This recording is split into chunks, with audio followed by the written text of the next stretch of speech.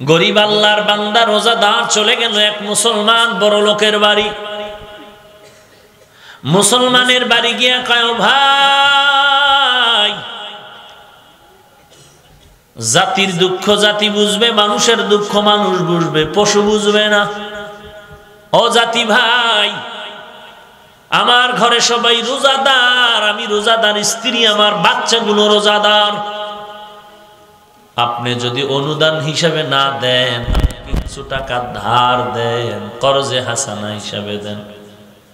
আমার ইফতারির আয়োজনের কোনো টাকা নাই, কোনো ব্যবস্থা নাই, আপনি সময় মতো দিয়ে দেন, আমি আপনার টাকা পরিশোধ করে দিব। অহংকারীর মনের ভিতরে মেজাজ গরম হয়ে গেল, ধমক দিয়ে বলে, এখান থেকে বের হয়ে যাও। লজ্জা করেন, আমার দরজায় টাকার জন্য দাঁড়িয়েছো, ভেগে যাও। লোকটা মনের দুঃখ নিয়ে বের হচ্ছে, কিন্তু এমনিই তো বলতে পারতো, ভাইজান আমি পারতেছি না, যাও মাফ করে দাও। কিন্তু গালি দিল কেন? দিলের কষ্টে চোখের পানি বের হয়ে গেল। এই জন্য আল্লাহ কোরআনে বলেন, পয়গম্বর, ওয়া আম্মাস সাইলা ফালা তানহার, সাইল ভিক্ষুকের ধমক দিস না, সাবধান। কারণ অনেক সময় ভিক্ষুকও আল্লাহওয়ালা, বান্দাও ভিক্ষুকের বেশ ধরে সামনে দাঁড়ায় যাবে। মোমেন শাহী এলাকায় আমি এক বন্ধু পাইছিলাম, পরিচয় পেতে পেতে এমন হলো যে ভাইজান অনেক টাকার মালিক, মানুষের ভিন্নভাবে একটু উপকার করে, রোগ ব্যাধি ঝাড়ফুঁক দেয়, একটা কিছু দোয়া দায়ী করিয়া। আমি বললাম, ভাই তুমি এগুলো কোথায় পেয়েছো? বলে, আমি অনেক গরিবের সন্তান, একদিন প্রতিদিন ফজরের আজান দেওয়ার আগে আমরা কয়েকজন বন্ধু বান্ধব মিলে মাটি কাটতে যাই মানুষের বাড়ি। একদিন ফজরের আজান যখন দিবে ওই সময় বের হয়ে গেলাম আমি একা। আমার বাড়ির থেকে বের হইয়া আমার কাজের লোক যারা আছে, একসাথে কাজ করি, ওরা অনেক দূরে, আমিও চলে গেলাম ওদের সাথে মিল এক জায়গায় হওয়ার জন্য। তো আমার বাড়ির দরজা থেকে বের হইয়া একটা বাঁশের সাঁকু আছে, কি বলে এটাকে, চার আছে, ওই চার পেরিয়ে যাব, কিন্তু একটু এপার ওপার গাছ জঙ্গলের মতো। চারের মাঝখানে গিয়া যখন দাঁড়াইলাম, হঠাৎ একজন মুরব্বী ভিক্ষুকের বেশে দাঁড়ায় গেল।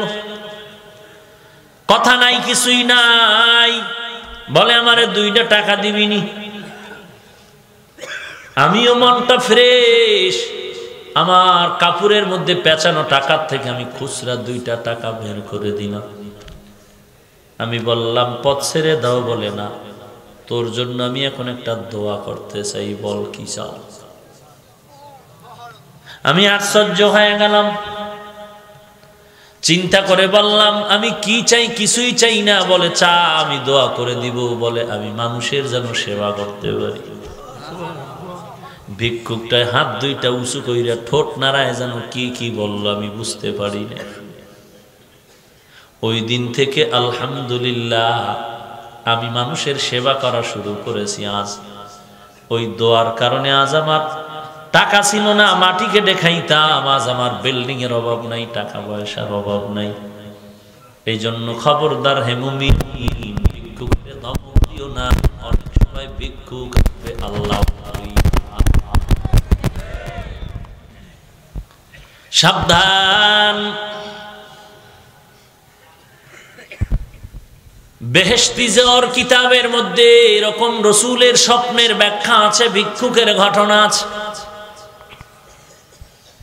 এরে নবীর আশিক মুসলমান ভাই আমারে টাকা দাও, দিল না, ধমক দিয়ে তাড়ায় দিল। এরকম আছে না নাই?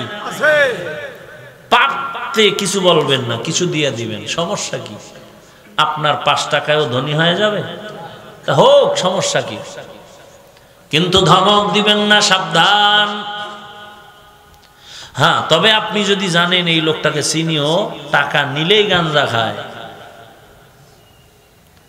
নামাজ পড়েন, আপনার পরিপূর্ণ পরিচিতি আছে তার ব্যাপারে, সেটা ভিন্ন কথা।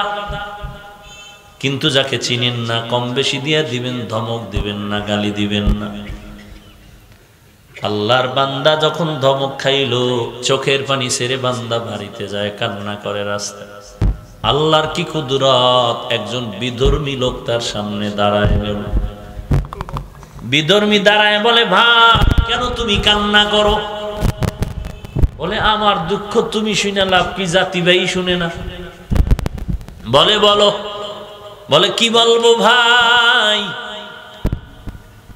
আমার ঘরের বাচ্চাগুলো রোজাদার, হঠাৎ করে আমার মাথা গরম হয়ে গেল, ইফতারির কোনো আয়োজন নাই, আমি একা আমার স্ত্রীকে পানি দিয়া করাতে পারবো, কিন্তু বাচ্চাদের সামনে কিছু না দিলে আমার লজ্জা লাগবে। আমার এক মুসলমান ভাইয়ের ঘরে গেলাম, কিছু টাকা চাইলাম, ধার দিল না, দানও করলো না, বরং উল্টা ধমক দিল, গালি দিল। বিধর্মী কয়, মনে যদি কিছু না নেও, আমি তোমারে কিছু অনুদান দিতে পারি, পারলে তুমি আমারে দিও, না পারলে তোমার উপরে কোনো দাবি নাই, নিয়ে যাও। পকেট থেকে টাকা বের করে মুসলমানের দিল একজন বিধর্মী। টাকাগুলো নিয়ে বাড়িতে যায়, বাজার থেকে কিছু ইফতারির আয়োজন করে চলল। মনের ভেতরে খুশি, নিজে খেতে পারি আর না পারি, বাচ্চাদের সামনে আমি যেন লজ্জা না পাই।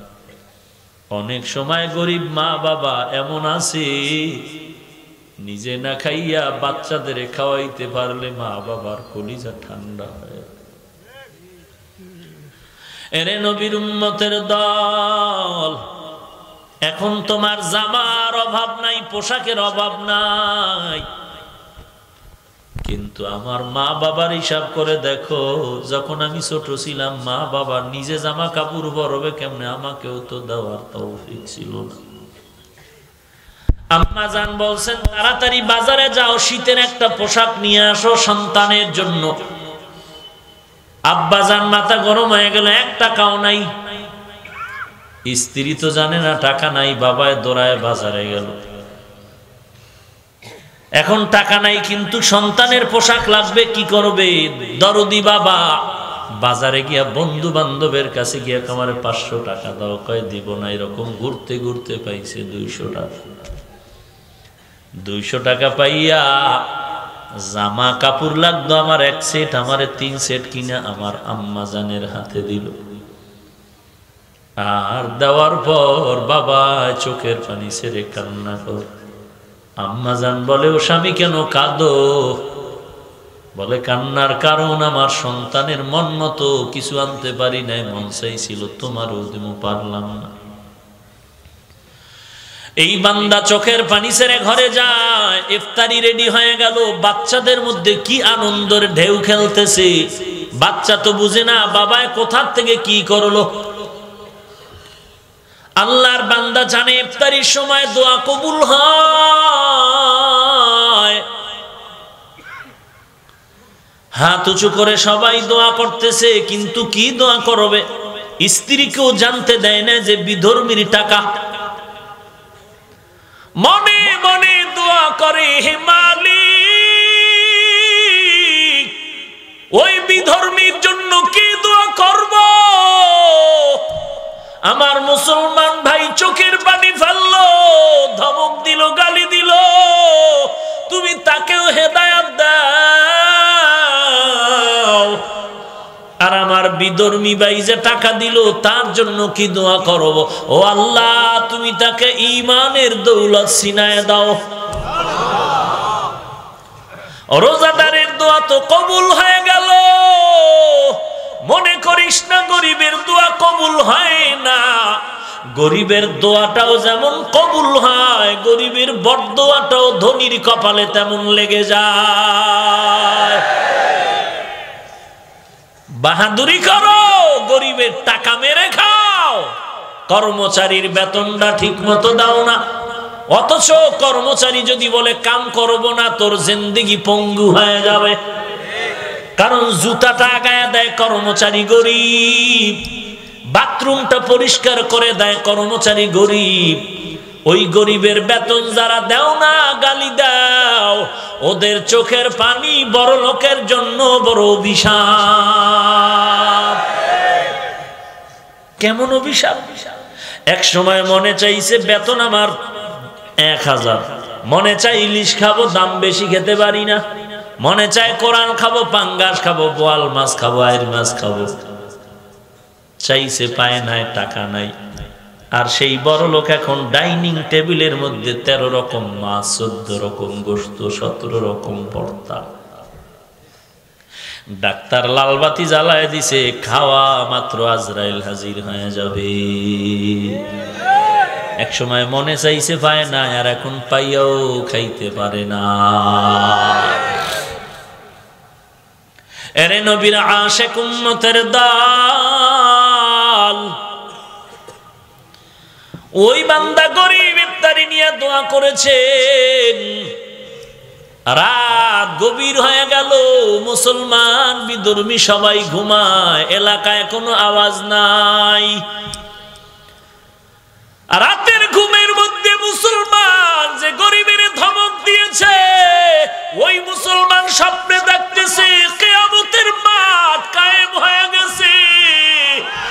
সূর্যটা মাথার উপরে গরম, সূর্যের তাপে জমিনটা তামা, অপরদিকে জাহান্নামের আওয়াজ, অপরদিকে আবার আল্লাহর কুদরতের আওয়াজ। সবাই মানুষগুলো বুক ফাটা কান্না, সূর্যের তাপ কেউ সহ্য করতে পারে না। কারণ আজকে জমিন থেকে 9,30,00,000 মাইল উপরে সূর্য, একটা মুখ জমিনের মধ্যে দেওয়া, ওই মুখে ফিরিস্তা ঠান্ডা পানি দেয়, এরপরও তাপ সহ্য করতে পারি না। দিনের বেলা সূর্য ছিল, রাতে নাই, এরপরও কেন এত গরম লাগে, এত ঘাম। আর কিয়ামতের ময়দানে এই সূর্য মাথার উপরে আসবে, একটা না, দুইটা না, 12টা মুখ জমিনের দিকে দেওয়া হবে, কোনো ঠান্ডা পানি নাই। আল্লাহ অর্ডার করবে, এর সূর্য তোর যত তাপ আছে জমিনে ছেড়ে দে। জমিনে সূর্যের তাপ, জমিনটা তামা হয়ে যাবে। ওদিকে জাহান্নামের আওয়াজ। মুসলমান ব্যক্তি ওই ঘুমের ঘরে সব দেখতেছে, মানুষগুলো ছোটাছুটি করতেছে পাগলের মতো। নাজাতের কোনো রাস্তা নাই, সবাই পাগলের মতো দৌড়ায়। হঠাৎ করে দেখলো ওই যে দূরে কিয়ামতের মাঠের পাশে একটা সুন্দর ঘর, এসিওয়ালা একটা বিল্ডিং দেখা যায়। দৌড়ায় গেল, এয়ার কন্ডিশন ওয়ালা বিল্ডিং। সামনে গিয়া দেখে দরজায় তালা। বলে ভাই দরজাটা খোল, একটু ভেতরে আরামে বসো। আমার কলিজা ফেটে যায়, ছটফট করে পানির পিপাসা। সূর্যের তাপে মাথার মগজগুলো টাস টাস করে ফেটে যাচ্ছে। এইবার দারোয়ান বলবে খবরদার, এই ঘর তোমার জন্য বানানো হয় নাই। ওই গেইটে তাকায় দেখ কার জন্য বিল্ডিং বানানো হয়েছে, তার নাম লেখা আছে। এই ঘর ওই ব্যক্তিদের জন্য বানানো যারা গরিবের মাথায় হাত বুলাইয়া মুখে হাসি ফুটায়, যারা দান করে, গরিবের আবেগ মিটায় দেয়, গরিবের মনের আশা পূরণ করে। মুসলমান এগুলো দেখতে দেখতেই সজাগ হয়ে গেল। সজাগ হয়ে আরো পাগল। কি দেখলাম? অন্তরে ভয় ঢুকলো যে আমি গতকাল এক গরিব মুসলমানের যে গালি দিয়েছি, আল্লাহ বোধহয় আমার উপরে বেজার হয়ে গেছে। আর চোখে ঘুম নাই। ফজরের পরে ওই মুসলমান গরিবের বাড়ি দৌড়ায়। গরিবের মুসলমানের বাড়ি যাইয়া পা জড়ায় বলে আমারে মাফ করে দাও, তোমার কত টাকা লাগবে তুমি টাকা নিয়ে যাও, আর তোমারে গালি দিব। মুসলমান বলে বাবা জীবনে সুযোগ একবার আসে, বারবার আর আসে না। আমার টাকা লাগবে না। বলে তোমার ইফতারি কেমনে হয়েছে? বলে আল্লাহর কুদরত। বলে কেমন করে? বলে তুমি যদি আমাকে গালি দিয়া তাড়ায় দিছো, টাকা দাও নাই। রাস্তার মাঝে আমার চোখের পানি দেখিয়া একজন বিধর্মী আমারে টাকা দিয়েছে ইফতারি করার জন্য। বলে কোন এলাকায় বাড়ি? বলে এই এলাকার পরের এলাকা তার বাড়ি আছে। মুসলমান পাগলের মতো দৌড়ায়, বিধর্মীর বাড়ি গিয়া হাজির হয়ে গেল। বিধর্মীর গিয়া পায়ে ধরে কয় তোর টাকা ফিরাইয়া নিয়া যা, ডবল নিয়ে যা, তারপরও তুই আর টাকা রাখিস না। বিধর্মী কয় মুসলমান মনে মনে ভাবতেছো ওই বিল্ডিং তুই পাবি না, ওই বিল্ডিং তোর কপালে না। মুসলমান আরো পাগল হয়ে গেল। রে ভাই, আমি ঘুমের মধ্যে কি দেখেছি না দেখেছি তুমি কেমন করে জেনেছো? বিধর্মী লোকটা চোখের পানি ছেড়ে দিয়া বলে, আয় মুসলমান, আমার বিধর্মী বলে আর ডাকবি না, আমি আর বিধর্মী নাই। কারণ আমি রাতের বেলা যখন ঘুমাই গেলাম, আমি ঘুমের ঘরে দেখি আমার মায়ার মদিনার নবী হাজির। আমার মায়ার নবী আমার কিনারায় এসে হাতটা বাড়ায়, বলে হাতটা বাড়াইয়া দাও। আমার মায়ার নবীর হাতের সাথে যখন আমার হাতটা লাগাইয়া দিলাম, মায়ার নবী আমাকে পড়ায় কালেমা পড়। আমি আমার নবীজির হাত ধরে ধরে আমি কালেমাটা পড়া শুরু করলাম। আর আমার নবী হাত ধরিয়া ওই বিল্ডিং এর কিনারা নিয়ে কয়, রে ওরে মুমিন, ওই কিয়ামতের ময়দানে এমন কঠিন হালাত হবে, মা বাবার পরিচয় থাকবে না, ভাই ভাইয়ের কোনো পরিচয় দিবে না। একটা নেকের টানে মা বাবা জাহান্নামে যাবে। সন্তানের কিনারায় দাঁড়ায় বলবে, বাবা দুনিয়াতে কত কষ্ট করেছি, তোকে নিয়ে একটা নেক যদি দেও আমি জান্নাতে যেতে পারবো। সন্তান বলবে, আমি মায়ের গর্ভ থেকে আসছি ঠিকই, তবে তুমি যে আমার মা আমি তা বিশ্বাস করি না, ভেঙে যাও। ওই কঠিন দিনে ও মুসলমান নব মুসলিম কোনো ভয় নাই। ওই গরিবের মুখে যে হাসি ফুটাইছো, ওর বাচ্চাগুলো নিয়ে যে ইফতারির সময় ওরা আনন্দ করেছে, আল্লাহ তোকে কবুল করেছে। ওই মরণের পরেই সুন্দর বেহেশতের বিল্ডিং তোমার জন্য নির্ধারণ করা হয়ে গেল। ইয়া আইয়ুহাল্লাযীনা আমানু তুবু ইলাল্লাহি তাওবাতান নাসুহা। এরে নবীর উম্মতের দল, চোখ দুটো বন্ধ করে একটু জীবনের পেছন দিকে তাকাও। আমাকে মানুষ কত সম্মান করে চেয়ারে বসাইছেন, কিন্তু জীবনের গুনাহের দিকে যদি তাকাই, মনে হয় যেন আমার মতো জাহান্নামী আর কেউ নাই। এত বড় গুনাহগার। দুনিয়াতে এসেছিলাম কত শান্তির জীবন, পবিত্র জীবন, ওই জিন্দেগি নষ্ট করে ফেলেছি গুনাহের কারণে। হাতের দিয়ে তাকায় দেখি গুনাহের কারণে আমার হাত না পাক, গুনাহের কারণে আমার জিহ্বা না পাক, আমার অন্তর না পাক, আমার চোখ দুটো না পাক।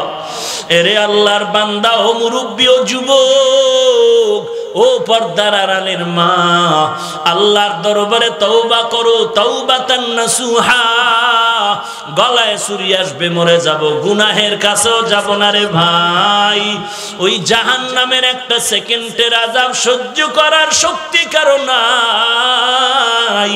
সাহাবায়ে কেরাম এত দামি, এত ইলমওয়ালা, এত আমলওয়ালা, এরপরও এত কষ্ট জিন্দেগিতে করেছে। কত কষ্টের বিনিময়ে তারা ঈমান থেকে পেছনে যান নাই। এরে নবীর আশিক উম্মতের দল, আল্লাহ তাআলা মুসা নবীর যুগে একটা ঘটনা ঘটায় দিলেন। এক যুবক এত বড় গুনাহগার, এমন কোন গুনাহ নাই করে নাই। এলাকার মানুষ মিটিং করলো, এই যুবকের আর এলাকায় রাখা যাবে না, এর হাতে পায়ে রশি লাগায় জঙ্গলে ফেলে দাও, মা বাবার সাক্ষী নাও। মা বাবাও তার আর মায়া করতে পারবে না। মা বাবায় দস্তখত দিয়া মিটিং করে সন্তানের হাতে পায়ে রশি লাগাইয়া জঙ্গলের মধ্যে ফেলে দিয়ে সবাই চলে আসলো। কিছুদিন পরে আল্লাহ তাআলা মুসা নবীর কাছে ওহী নাজিল করলেন আর বললেন, ও পয়গম্বর মুসা, অমুক জঙ্গলের কিনারায় যাও, আমার একজন প্রিয় বান্দা ওলিয়ে কামেল ওই বান্দার জানাজা দাফন কমপ্লিট করে আসো। মুসা নবী আল্লাহর ওহী পাওয়ার পর লোকজন নিয়ে জঙ্গলে চলে গেলেন। আল্লাহর ইশারা পাইয়া গিয়া দেখে ওই সেই যুবক, যেই যুবককে আমরা সন্ত্রাসী আর গুনাহগার বলে, অপরাধী বলে তাড়ায়া দিলাম হাতে পায়ে রশি লাগায়া, ওই যুবকের লাশ পড়ে আছে। মুসা নবী আশ্চর্য হয়ে গেলেন। আল্লাহর অর্ডার, জানাজা পড়াইলেন, দাফন শেষ করে আল্লাহর কাছে বললেন, আল্লাহ, এলাকার সবাই যাকে সন্ত্রাসী বলে তাড়ায়া দিল, আপনি বললেন সে নাকি আপনার প্রিয় বান্দা, তা বুঝলাম না কিভাবে হলো। আল্লাহ বলেন, ওরে মুসা, তুমি কি জানো না আমি আল্লাহর একটা নাম রহমান, আমি আল্লাহর একটা নাম গফফার। ওই বান্দাটাকে যখন জঙ্গলায় ফেলে চলে গেছো, ওই বান্দা ডানে বামে কাউকে না পায়া চোখের পানি ছেড়ে কান্না শুরু করলো। আর আমি আল্লাহকে ডেকে ডেকে বলেছি, ওরে মালিক, আমার মাও নাই, বাবাও নাই, কেউ নাই, সবাই আমাকে জঙ্গলে ঠেলে ফেলে দিল। ও আল্লাহ, তুমি আমাকে ফালায়া দিও না। জীবনে শয়তানের ধোকায় পড়ে, নফসের ধোকায় পড়ে যত গুনাহ করেছি, আজ আমি তোমার দরজায় ফিরতে চাই, মাফ করে দাও। আর গুনাহ নিয়ে কবরে যেতে চাই না। বান্দা যখন আমাকে বিনয়ের সাথে ডাক দিল, আমি আল্লাহর মায়ার সাগরে জোশ এসে গেল। আমি আল্লাহ বান্দার চোখের পানি দেখলে বড় মায়ার নজরে তাকাইতে বাধ্য হই। ওই বান্দার জীবনের সব গুনাহগুলো মাফ করে দিলাম। এর এলাকার মুসলমান, জিন্দেগির কোনো সীমানা নাই। এখানে বসছেন, ঘর পর্যন্ত যাওয়ার কোনো গ্যারান্টি নাই। আল্লাহর কাছে তওবা করেন। ঘুমের ঘরেও তো কত মানুষের মরণ হয়ে যায়। সেদিন এক জায়গায় গিয়া শুনি কান্নার আওয়াজ। বয়ানে আসার পথে একদল যুবক রাস্তা অ্যাক্সিডেন্ট হয়ে একদল যুবক মরে গেল। আবার এক জায়গায় কান্নার আওয়াজ, মোনাজাতের পর বাড়ি যাওয়ার পথে রাস্তা অ্যাক্সিডেন্ট হয়ে একদল মারা গেল। যত লাশের খবর পাই সব যুবকের লাশ।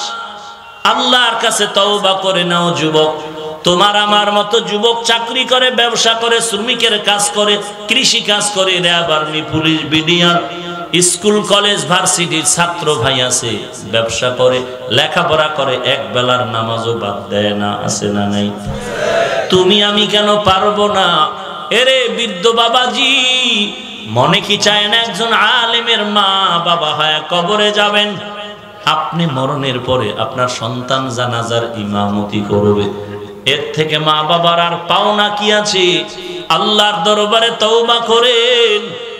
আর জীবনে গুনাহ করব না, নামাজ ছাড়ব না, বেপরদায় চলব না।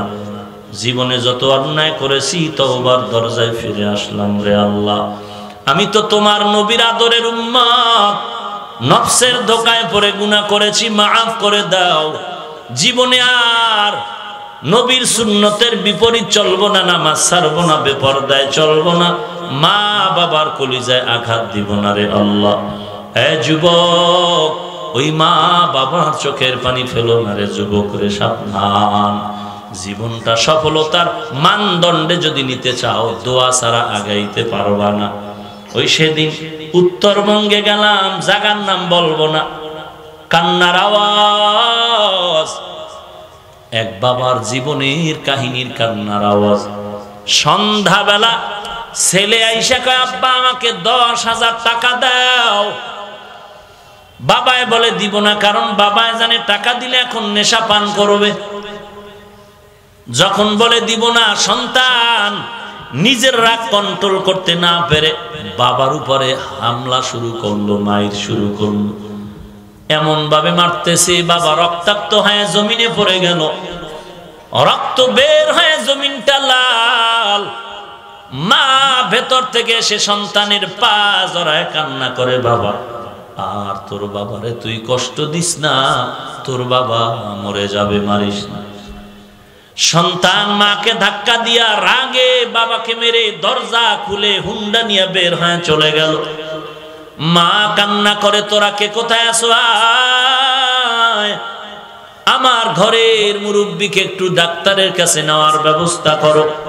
মা কান্না করে, আল্লাহ আমার সন্তান যে অন্যায় করলো, হয়তো তুমি হেদায়াত দিয়ে ফিরায়া দাও, না হয় আমার চোখের থেকে আড়াল করে দাও। মা কান্না করে দরজা আটকায় দিছে, সন্তান আসলে আর দরজা খোলা হবে না।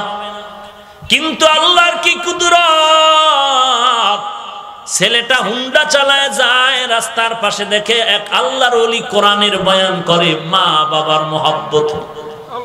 এমন বয়ান শুরু হয়ে গেল, ছেলেটা হুন্ডা ব্রেক করে দাঁড়ায়া বয়ানের আকর্ষণে ছেলেটার চোখ বেয়ে পানি বের হয়ে গেল।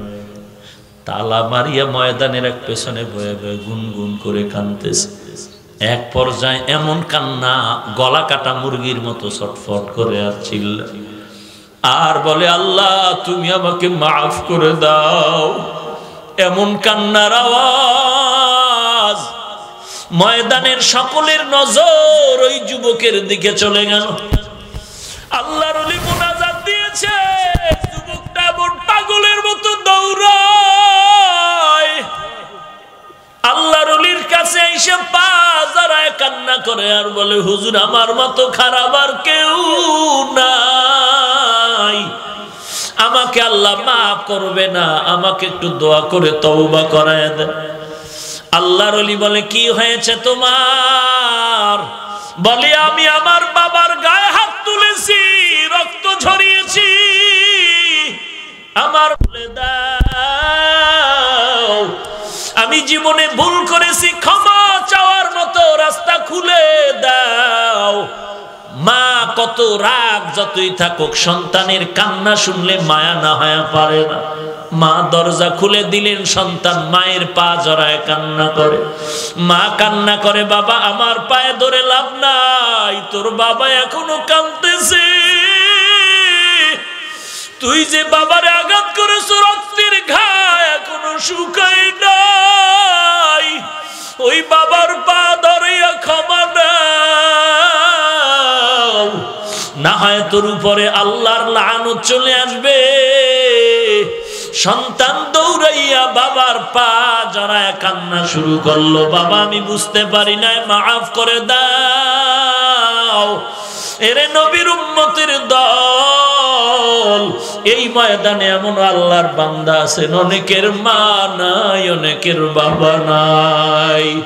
ওই মা বাবা থাকলে কি দোয়া যে পাইতারে মুমিন। আজকে তোমার পাশের ভাইয়ের দিকে তাকাও, মা বাবা নিয়ে কত আনন্দ করে, ঘরে গিয়া ডাক দিবে, দেখবে ডাক দেওয়া লাগবে না, দরজা খুলে মা অপেক্ষা করতেছে, সন্তানের নিয়ে খানা খাবে। আর যার মা নাই, ওর দরজা বন্ধ, ধাক্কা দিলেও খুলবে না, সবাই ঘুমায়। ওই মা বাবার কবরের কিনারায় গিয়া দোয়া করো, সূরা ফাতিহা পড়ো, কোরআন পড়ো, বরদোয়া নিও না রে বাবা। জীবনটারে সফলতার মসনাদে পৌঁছাইতে হলে দোয়া ছাড়া উপায় নাই। আলেম ওলামার দোয়া নাও, মুরব্বীদের দোয়া নাও, আল্লাহর কাছে তৌফিকও চাইতে হবে। আল্লাহ আদবওয়ালা বিনয়ী জিন্দেগি দান করেন, গুনাহ মুক্ত জিন্দেগি দান করেন, গুনাহের আকর্ষণ দিল থেকে দূর করে দেন, নেক আমলের আগ্রহ বাড়ায় দেন। আর নামাজ ছাড়বো না, বেপরদায় চলবো না, আর নবীর তরিকার বাহিরে চলবো না, মা বাবাকে কষ্ট দিব না, দেশের বিরুদ্ধে জাতির বিরুদ্ধে ষড়যন্ত্র করব না, নবীর সুন্নাত অনুযায়ী জীবন চালানোর চেষ্টা করব। আল্লাহ আমাদের সবাইকে তৌফিক দান করেন, আমিন। আলহামদুলিল্লাহি রাব্বিল আলামিন, ওয়াসসালাতু ওয়াসসালামু আলা সাইয়্যিদিল আমবিয়া ওয়াল মুরসালিন ওয়া আলা আলিহি ওয়া আসহাবিহি আজমাইন। ইয়া আরহামার রাহিমিন, ইয়া আরহামার রাহিমিন, ইয়া আরহামার রাহিমিন। রব্বিরহামহুমা কামা রাব্বায়ানি সগীরা। আয় আল্লাহ, কুদরতের নজর দিয়ে তাকায় দেখেন, কত উলামায়ে কেরাম, কত মুরব্বী হাজী সাহেব, কত ছাত্র ভাই, কত তালিবুল ইলম, কত যুবক আয় আল্লাহ, কত ব্যবসায়ী, কত শ্রমিক, কত চাকরিজীবী, পর্দার আড়ালের কত মা বোনেরা হাত তুলেছে। মেহেরবানি করে জীবনের সকলের সমস্ত গুনাহগুলো মাফ করে দেন আল্লাহ। আয় আল্লাহ, জিন্দেগির গুনাহ মাফ করে দেন। আজকের এই মাহফিল কবুল করে নেন। আয়োজনকারী সহযোগিতাকারীদের কবুল করে নেন। আয় আল্লাহ, যারা দান সদকা করেছেন কবুল করে নেন। মাদ্রাসা কবুল করে নেন। এলাকাবাসীকে কবুল করে নেন। আয় আল্লাহ, বেশি বেশি নেক আমলের তৌফিক দান করেন। গুনাহের প্রতি ঘৃণা জমায়া দেন। 5 ওয়াক্ত নামাজি বানায়া দেন। সহিভাবে কোরআন পড়ার তৌফিক দান করেন। আয় আল্লাহ, দিলের নেক আশা নবীর মহব্বতে পূরণ করে দেন। অন্তর থেকে রিয়া হাসাদকে দূর করে ইখলাস দান করেন। সারা দুনিয়াতে শান্তি দান করেন আল্লাহ। বেঈমানের হাত থেকে মুসলমানকে হেফাজত করেন আল্লাহ। আয় আল্লাহ, বাংলাদেশ শান্তির দেশ বানায় দেন। দিনের জন্য, দেশের জন্য যারা জীবন দিল মাফ করে দেন। প্রশাসনিকভাবে যারা কাজ করে দিনদার বানায় দেন। জনপ্রতিনিধি যারা সবাইকে দিনের খাদেম বানায় দেন। আয় আল্লাহ, মা বাবাকে দিনের খাদেম হিসাবে কবুল করে নেন। আয় আল্লাহ, মেহেরবানি করে নবীজির সুন্নতের আমলওয়ালা জিন্দেগি দান করেন। গুনাহের প্রতি ঘৃণা জমায় দেন। সমস্ত মাদ্রাসা মসজিদগুলো কবুল করে নেন। আলহামদুলিল্লাহিল্লাযী জাআলাশ শামসা ওয়াল কমারা বিহুসবান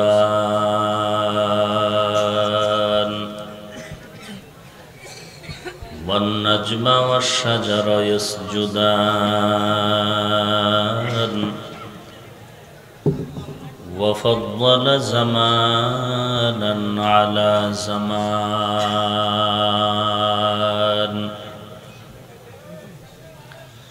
كما فضل مكانا على مكان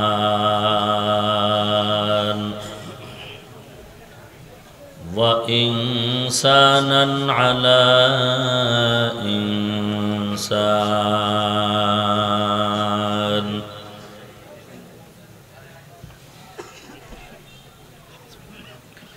ونشهد أن لا إله إلا الله وحده لا شريك له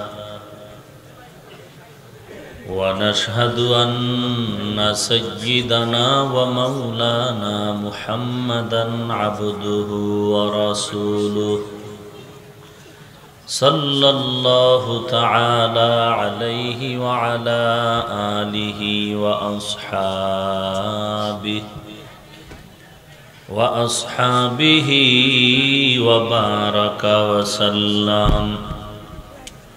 وبارك وسلم تسليما كثيرا كثيرا.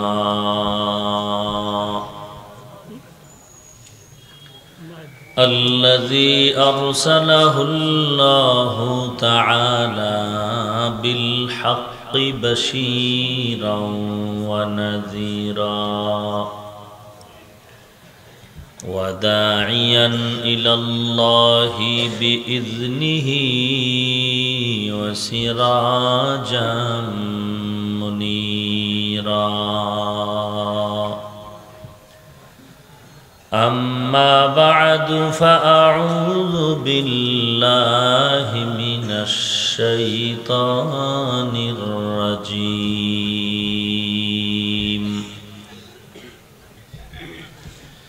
بسم الله الرحمن الرحيم.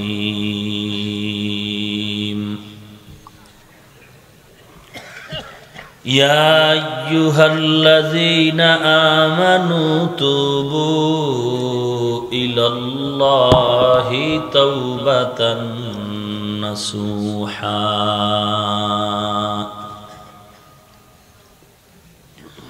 وقال النبي صلى الله عليه وآله وسلم التائب من الذنب كمن لا ذنب له أو كما قال النبي عليه الصلاة والسلام صدق الله مولانا العظيم صدق رسوله النبي الأمي الكريم ونحن على ذلك من الشاهدين والشاكرين والذاكرين والحمد لله رب العالمين اللهم صل على محمد النبي الأمي وعلى آله وسلم تسليما سبحانك لا علم لنا إلا ما علمتنا إنك أنت العليم الحكيم رب اشرح لي صدري ويسر لي أمري واحلل عقدة من لساني واحلل عقدة من لساني يفقه قولي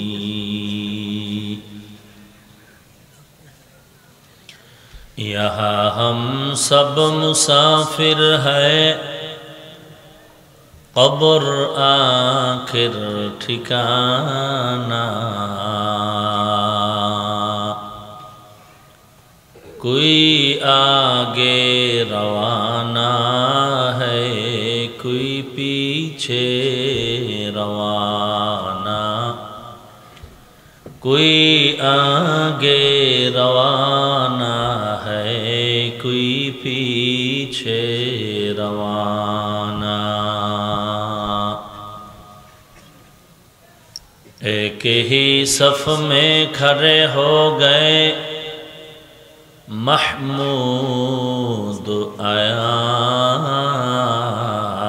ایاز نہ کوئی بندہ رہا نہ کوئی بندہ نواز نہ کوئی بندہ رہا نہ کوئی بندہ نواز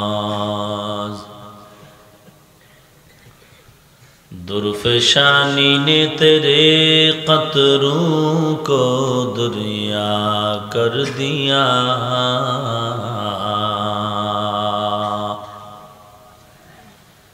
دل کو روشن کر دیا آنکھوں کو بینا کر دیا دل کو روشن کر دیا آنکھوں کو بینا کر دیا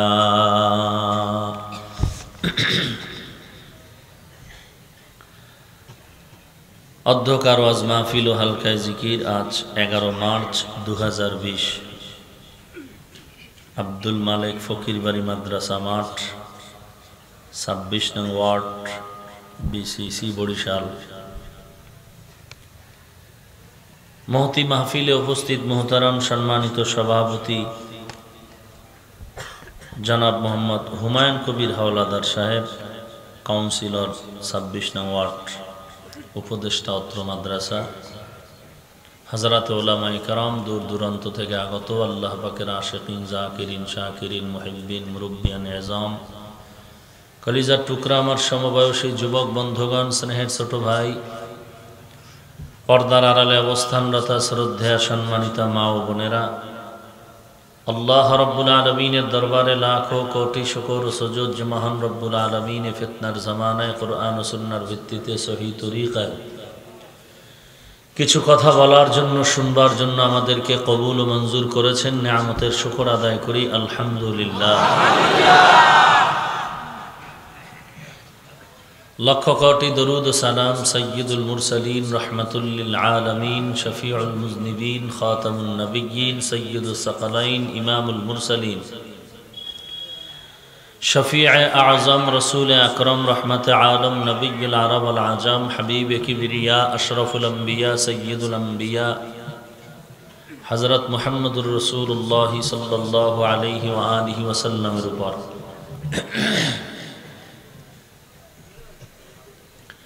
সর্বোপরি শকর যাদের অক্লান্ত পরিশ্রমে আজ এই সুন্দর আয়োজন, সময়, পরামর্শ, অর্থ দিয়ে দোয়া করে উপস্থিত হয়ে মাইক, লাইট, প্যান্ডেলের ব্যবস্থাপনার মাধ্যমে সহযোগিতার হাত যারা বাড়িয়েছেন, প্রত্যেককেই আল্লাহ রাব্বুল আলামিন খিদমতের বিনিময়ে দুনিয়াতে শান্তি, পরকালে চিরমুক্তির ব্যবস্থা করে দিন। দীর্ঘ সময় হযরতে উলামায়ে কেরামদের পবিত্র জবানে কোরআন সুন্নাহর আলোকে আপনারা আলোচনা শুনে আসতেছিলেন।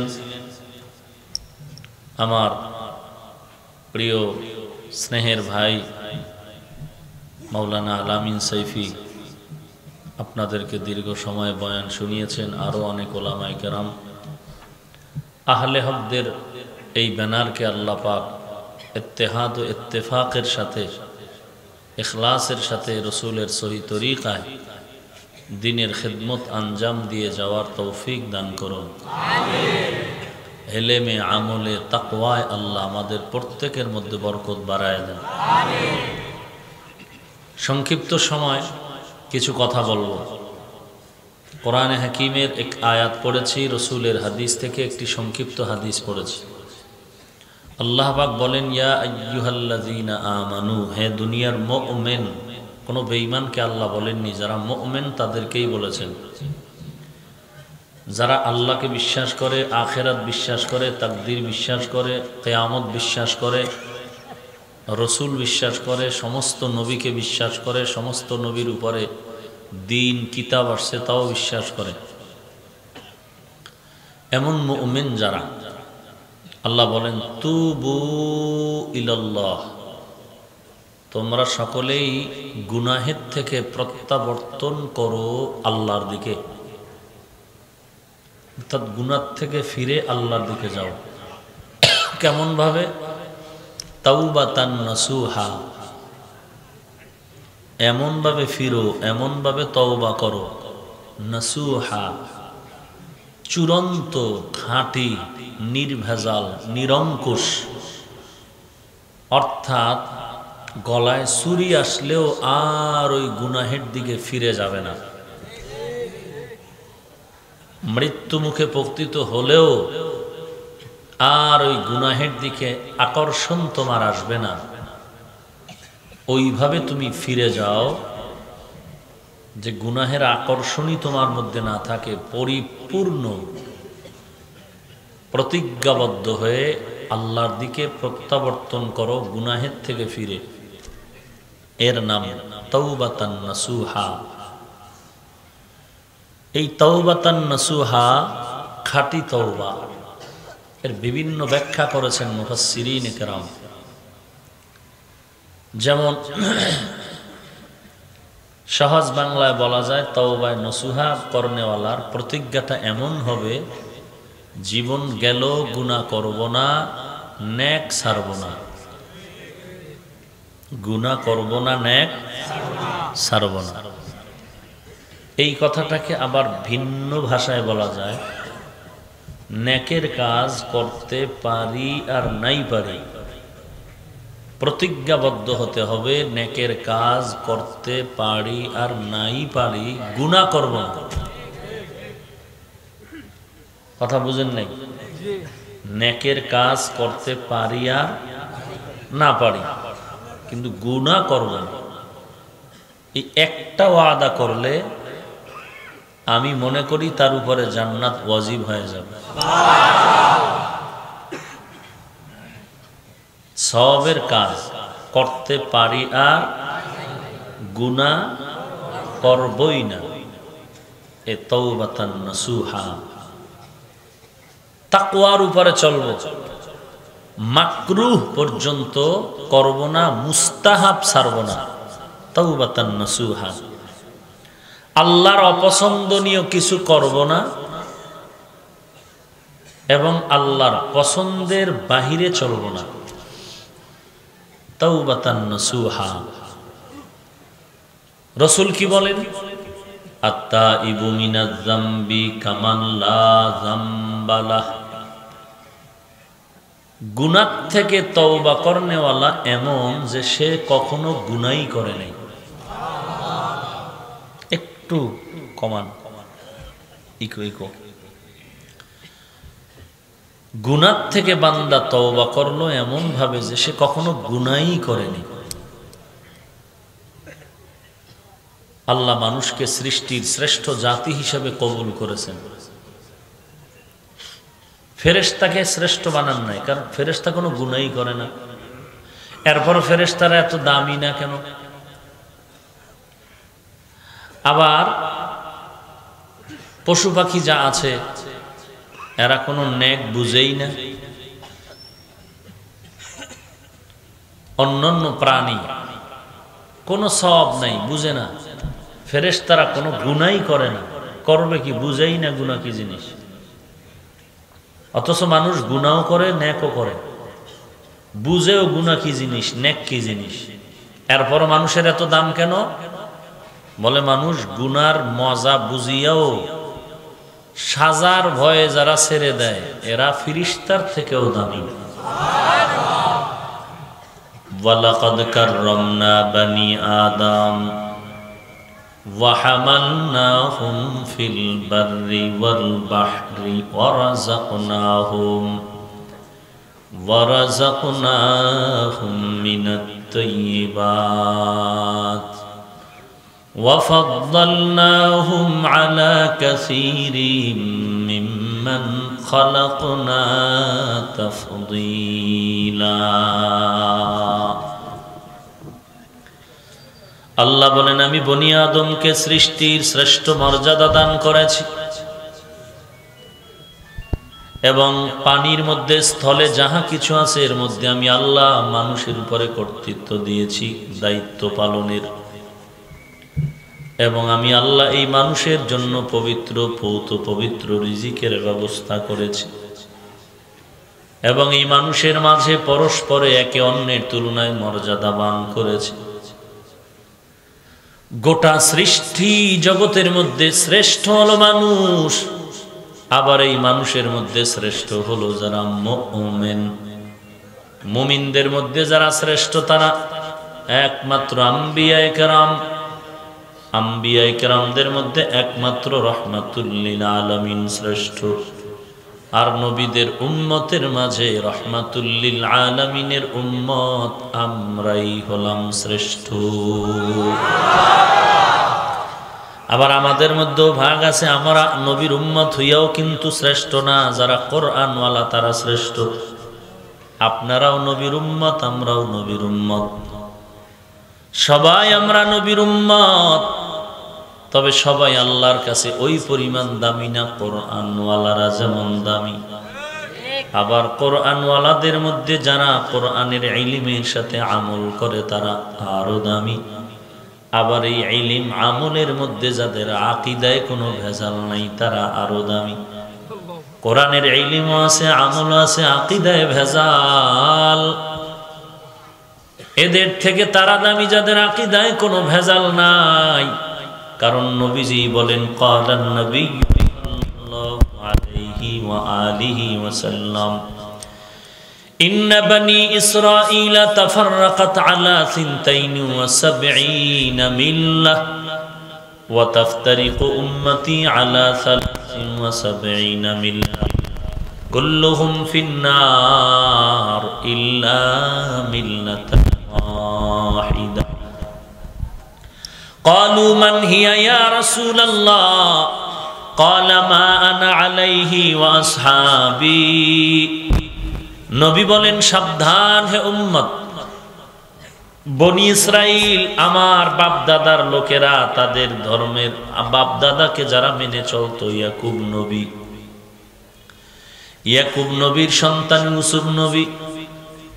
ইয়াকুব নবীর এক নাম হলো ইসরাইল। ইসরা মানি বান্দা, ইল মানি আল্লাহ। ইসরাইল মানি আল্লাহর বান্দা, বনি ইসরাইল মানি আল্লাহর বান্দার আওলাদ। অর্থাৎ ইয়াকুব নবীর পরবর্তী যারা এদেরকে বলে বনি ইসরাইল, এরা দুই দল। একদল ঈসা নবীর উম্মত হওয়ার দাবিদার, আর একদল মূসা নবীর উম্মত হওয়ার দাবিদার। এই বনি ইসরাইলরা নিজেদের মধ্যে ধর্ম নিয়ে বাড়াবাড়ি করে ৭২ দলে বিভক্ত। আমি মুহাম্মদের উম্মতেরা ধর্ম নিয়ে বাড়াবাড়ি করিয়া আকীদার লাইনে তারা আরো এক দল বেড়ে যাবে। কত হবে? আল্লাহর নবী বলেন কুল্লুহুম ফিন্নার, সব জাহান্নামে যাবে, ইল্লা মিল্লাতান ওয়াহিদা, কিন্তু এক দল ব্যতীত। ক্বালু, সাহাবায়ে কেরাম বললেন, মা হিয়া ইয়া রাসূলুল্লাহ, ওয়া ফি রাওয়ায়াতিন মান হিয়া ইয়া রাসূলুল্লাহ। ও নবী, ওই দল কারা যারা একটা দল জান্নাতে যাবে? নবী বলেন, ক্বালা মা আনা আলাইহি ওয়া আসহাবি, আমি নবী যেই আদর্শের উপরে আছি আর আমার সাহাবায়ে কেরাম যারা আদর্শের উপরে থাকবে, এই আদর্শের মধ্যে যারা চলবে এরাই হবে একমাত্র নাজাত প্রাপ্ত জান্নাতি। তাহলে আমাকে মানা আর আমার সাহাবায়ে কেরামকে মানা, আমাকে মানা মানে আমার রেখে যাওয়া সুন্নত মানা, আমার সাহাবায়ে কেরামকে মানা মানি সাহাবায়ে কেরামের জামাতের আদর্শ মানা।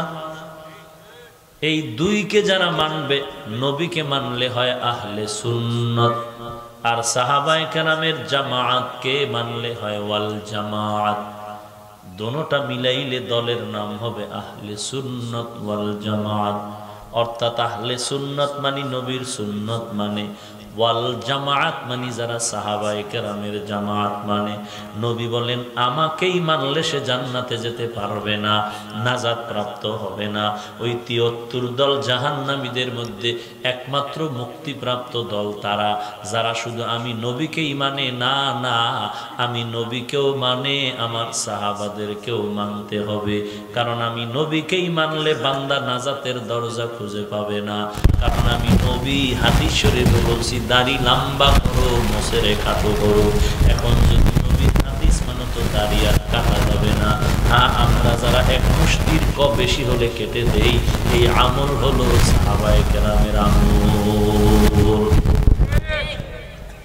আর যদি সাহাবি মানি না, তো দাড়ি ১৩ হাত লম্বা হইলেও কাটতে পারবি না। রমজানে আমরা তারাবির নামাজ পড়ি, আপনারাও পড়েন? প্রতি রমজান পড়েন ২০ রাকাত, কথা বলেন না? রমজানের পুরাটাই নাকি ১৫ দিন? বলেন পুরাটাই পড়েন। এই নবীজি কিন্তু রমজানে পুরা তারাবি পড়েন নাই। নবীজি প্রত্যেক রমজানে তারাবি পড়েন নাই। নবীজি প্রত্যেক রমজানে তারাবি পড়েন নাই। আবার রমাজানে যে তারাবি পড়েছেন পুরা রমাজান পড়েন নাই। নবী তারাবি পড়েছেন জীবনে একবার। নবী তারাবি পড়েছেন জীবনে একবার রমাজানে, তাও মাত্র ৩ দিন। রমজানের ১০ ৩০ দিন, প্রথম ১০ দিনেও পড়েন নাই, মাঝখানের ১০ দিনেও পড়েন নাই, শেষের ১০ দিনে গাইয়া আমার নবী ৩ দিন তারাবি পড়েছেন। আমরা যে প্রত্যেক রোজায় তারাবি পুরা রমাজান করি, এই আমলটা সাহাবায়ে কেরামের আমল। আমরা করি কেন? নবী কইছে আমারটাও মানবি, আমার সাহাবায়ে কেরামেরটাও মানবি। মানলেই ওই দল হবে নাজাত প্রাপ্ত দল, যারা শুধু নবী মানে সাহাবারে মানে না। আমি নবী বললাম, আমার সাহাবাকে না মানা মানে আমাকেই না মানা। যারা আমার সাহাবা মানবা না, আমাকে মানবা না, আমি নবী তোমাদের সুপারিশ করতে পারবো না। তোমরাও ৭২ দলে চলে যাবে। আল্লাহ পাক বলেন, রে গোলাম, জীবনে যত জানা অপরাধ করেছো ফিরে আয়, চূড়ান্ত ভাবে তওবা করো। কারণ কখন মরণ হয়ে যাবে জানা নাই। গত বছর এখানে বয়ান চলছে, অন্য কেউ বয়ান করেছে, এর আগেও বয়ান চলছে, এখনো চলতেছে। খোঁজ নিয়ে দেখেন গত বছরের শ্রোতাদের অনেকে নেই। বয়ান চলবে কিয়ামত পর্যন্ত, কিন্তু দেখা যাবে আজ যারা বসে আছি আমাদের মাঝে অনেকে থাকবে না। মরণটা কোনো আশ্চর্য ব্যাপার না, হিসাব দরকার। রেখে গেলাম কি, সাথে গেলাম দুনিয়াতে কি রেখে গেলাম, নিয়ে গেলাম। আর যা রেখে যাই বিশাল 5 তলা আপনাদের কলকাতা করেছি। কি চান আর কি রেখে যাব? স্বর্ণের অলংকার রেখে গেলাম, আমার ছেলে মেয়েরে বাড়ি গাড়ি করে দিলাম।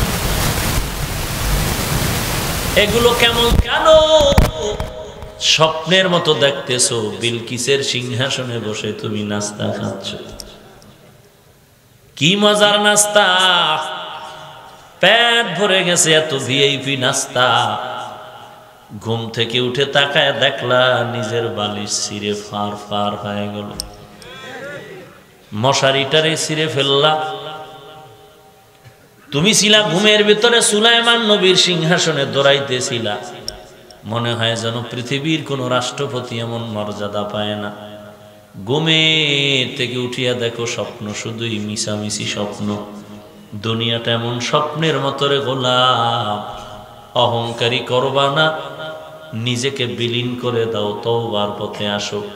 আল্লাহ তো প্রতিদিন প্রথম আসমানে আইসা বান্দারে ডাকে, ঘন্টার প্রত্যেকটা সেকেন্ডে সেকেন্ডে বান্দা আল্লাহকে ডাকে। আর এমন একটা সময় আছে বান্দা আল্লাহকে ডাকে না, বরং আমার আল্লাহ তার বান্দাকে ডাকে।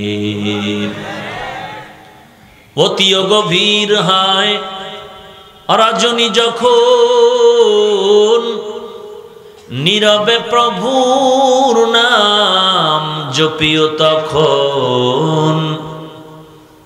প্রভুর করুণা যদি পাইবারে চাও, গভীর রাতে উঠে প্রভুর গুণগান গাও।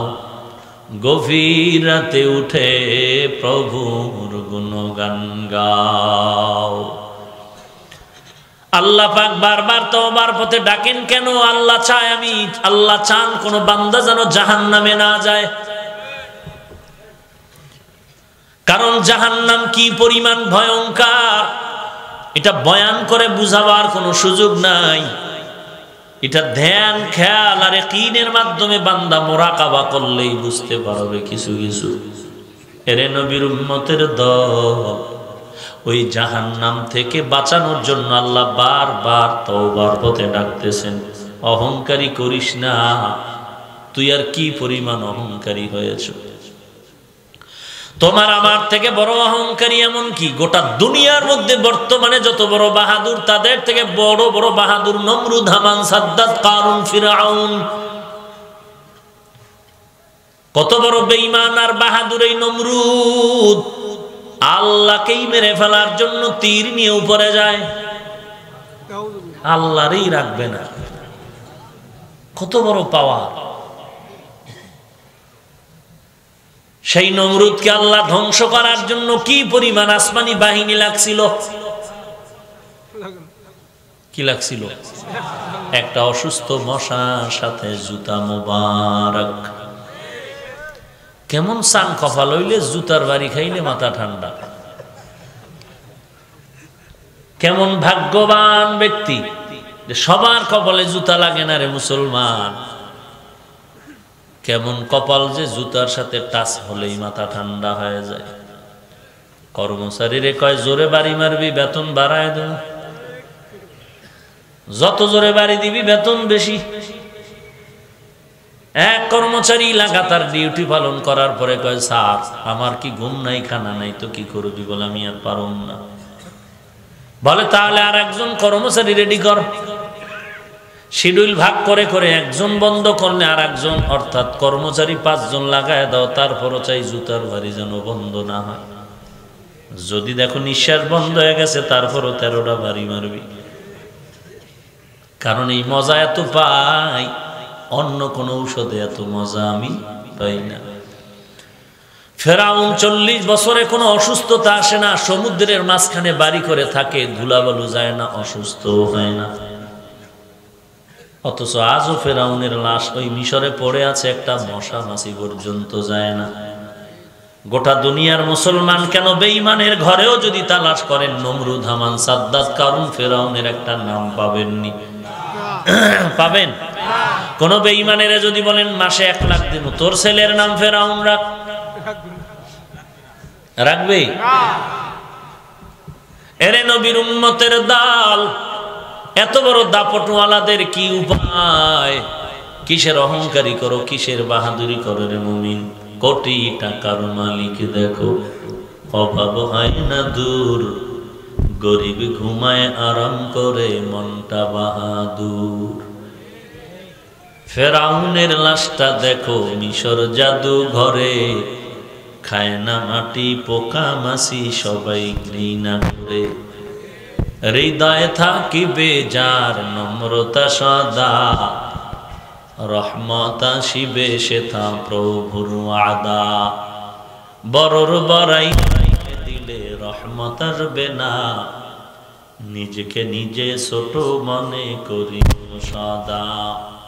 উঁচু জমিন থেকে পানি নিচু জমিনে যায়, তেমনি খোদার রহমত আসে নম্রতাই হয়।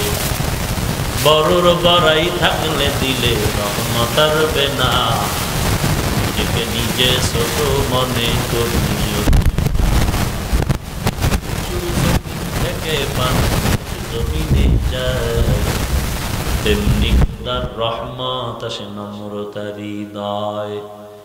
ভোগবিলাসের বাড়ি গাড়ি পরে রবে সব, ভোগবিলাসের বাড়ি গাড়ি পরে রবে সব। থাকতে সময় স্মরণ করো আল্লাহ আমার রব, থাকতে সময় স্মরণ করো আল্লাহ আমার রব। কে আমাদের রব? ওই আল্লাহকে এখনো চিনো নাই কেন রে গোলাম? সাহেবের সম্পর্ক গভীর হয়, পার্লামেন্টে ঢুকতে কোনো চেক লাগবে না, টিকিট লাগবে না। আমার মাওলার সাথে যদি সম্পর্ক লাগে, ইনশাআল্লাহ কবরেও কোনো জবাব দেওয়া লাগবে না। এরে আল্লাহ বান্দা, মাটির মতো নিজের জীবনকে মাটির মতো দুর্বল করে দাও। কিসের গরম? রক্তের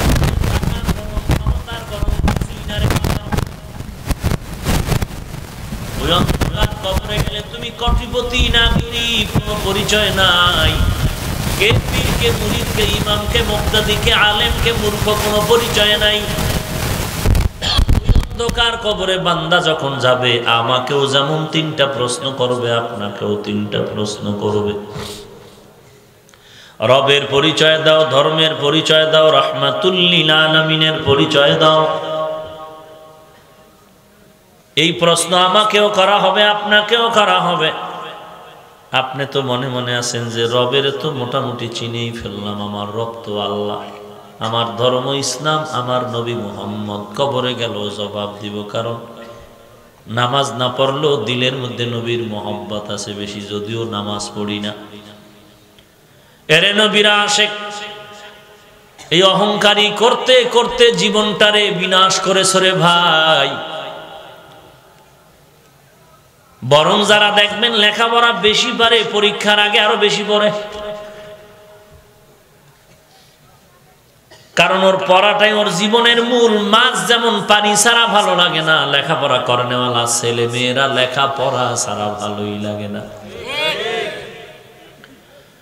আল্লাহর বান্দা গরিব, নফল রোজার দিন পাইলে রোজা ছাড়ে না। এমনকি ঘরের স্ত্রী রোজা রাখে, বাচ্চাগুলো রোজাদার।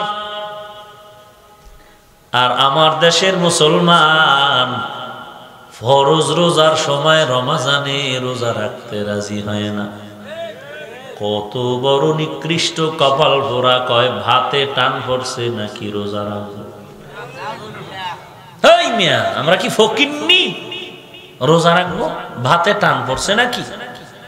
ঘরে তো চালের অভাব নাই, রোজা রাখবো কেন? আর ওই গরিব রোজাদার, স্ত্রীও রোজাদার, বাচ্চাগুলো রোজাদার। আবার মাঝে মাঝে ঘরের মধ্যে মুরব্বী স্ত্রী রোজা রাখে, বড় বড় ছেলে মেয়েরা রাখে না। আম্মা জান কয় বাবা সাহারি খায় রোজা রাখ, বাবা কয় শরীরটা নষ্ট হয়ে যাবে, রোজা রাখার দরকার নেই। আর ওই আল্লাহর বান্দার ঘরের বাচ্চা পর্যন্ত রোজাদার গরিব, আমার মাওলার মহব্বতে রোজা রাখছে, বাচ্চাদের মুখে হাসি ফুটানোর জন্য রাস্তায় বেরিয়ে গেল। দেখিনি একজন মুসলমান বড় লোক ভাইয়ের কাছে গিয়ে একটু সহযোগিতা নিতে পারি।